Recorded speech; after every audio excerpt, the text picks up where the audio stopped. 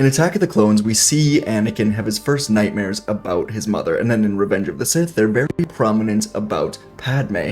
But when they first began, we didn't see it on screen, and we're going to kind of enter the middle of those nightmares that Anakin is having that take place before Attack of the Clones. This is the prelude to the Attack of the Clones novelization that goes over Anakin having a nightmare, and then his thoughts on Obi-Wan and Palpatine in dealing with it. It's really interesting, so let's get right into it. Anakin's mind absorbed the scene before him, so quiet, calm, and normal. It was the life he'd always wanted, a gathering of family and friends. He knew that they were just that, though the only one he recognized was his dear mother. This was the way it was supposed to be. The warmth and the love, the laughter and the quiet times. This was how he had always dreamed it would be, how he'd always prayed it would be. The warm, inviting smiles, the pleasant conversation, the gentle pats on shoulders. But most of all, there was the smile of his beloved mother. So happy now, no more a slave.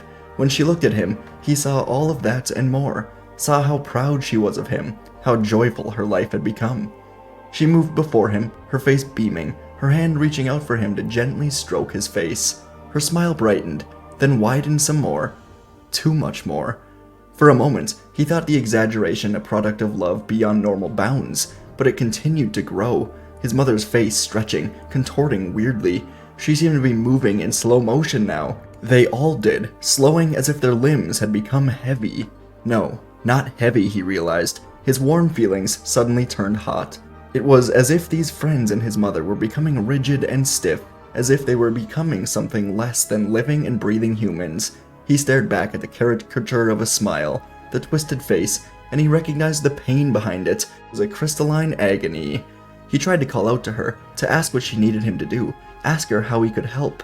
Her face twisted even more, blood running from her eyes, her skin crystallized, becoming almost translucent, almost like glass. Glass. She was glass. The light glistened off her crystalline highlights, the blood ran fast over her smooth surface, and her expression, a look of resignation and apology, a look that said she had failed him, and that he had failed her. It all drove a sharp point straight into Anakin's heart. He tried to reach out for her, he tried to save her. Cracks began to appear in the glass. He heard the crunching sounds as they elongated. He cried out repeatedly, reaching for her desperately. Then he thought of the Force, and sent his thought there, where all his willpower, reaching for her with all his energy. But then, she shattered. The Jedi Padawan jumped to a sitting position in his cot on the starship, his eyes popping open wide, sweat on his forehead, and his breath coming in gasps. A dream. It was all a dream. He told himself that repeatedly as he tried to settle back down on the cot. It was all a dream. Or was it? He could see things, after all, before they happened. Anakin, came a call from the front of the ship, the familiar voice of his master. He knew that he had to shake the dream away, focus on the events at hand, the latest assignment beside his master, but that was easier said than done, for he saw her again, his mother, her body going rigid, crystallizing, then exploding into a million shattered shards. He looked up ahead, envisioning his master at the controls, wondering if he should tell all the Jedi, wondering if the Jedi would be able to help him. But that thought was washed away as soon as it crossed his mind. His master, Obi-Wan Kenobi, would not be able to help. They were too involved in other things, in his training, in minor assignments like the border dispute that had brought them so far out from Coruscant. The Padawan wanted to get back to Coruscant as soon as possible. He needed guidance right now, but not the kind he was getting from Obi-Wan.